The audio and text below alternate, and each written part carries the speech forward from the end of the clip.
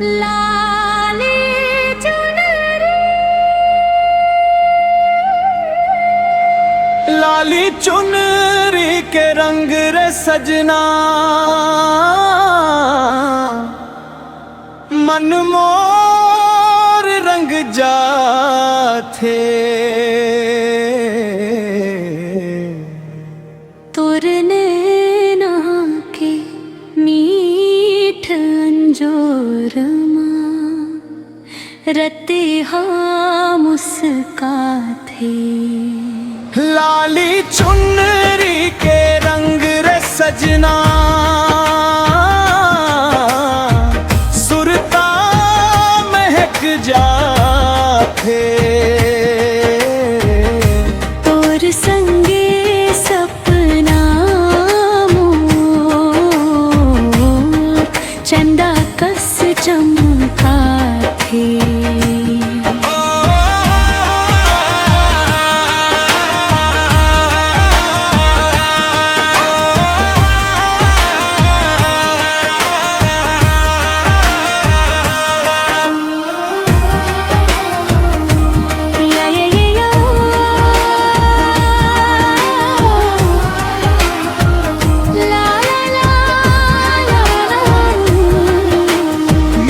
के रद्दा मते दिखागे जैसे सोच रैया, देखत देखत खोगे हाँ भूलागे दुनिया।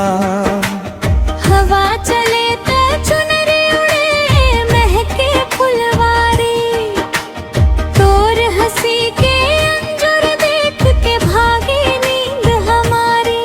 घुंघरू के मीठ झनकार सुन के फिर के मोर पाँव, तोर सुरता के छैहा भीतर मिलथे मोल ठाव।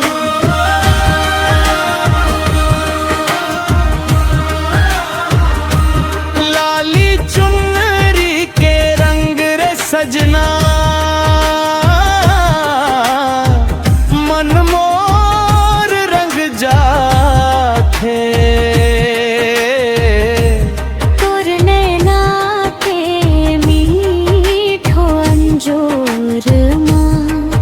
रते हाँ मुस्काथे। लाली चुनरी के रंग रे सजना, सुरता महक जाथे।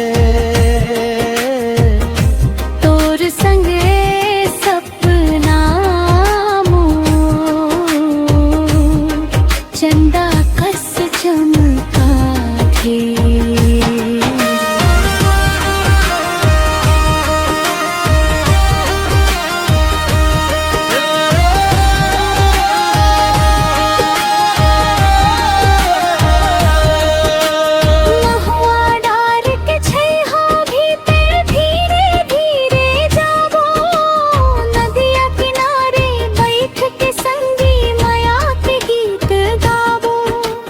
फागुन के रंग हवा माँ घुल गे महके हर डारी, तोर नावले धड़कन जागे सुन के दुनिया सारी।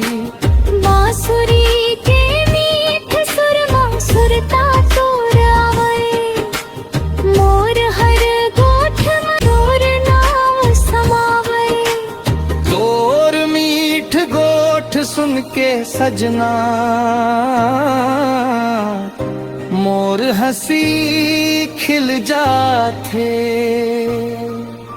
संज सकारे सुरता तोर आँखी में बस जाथे।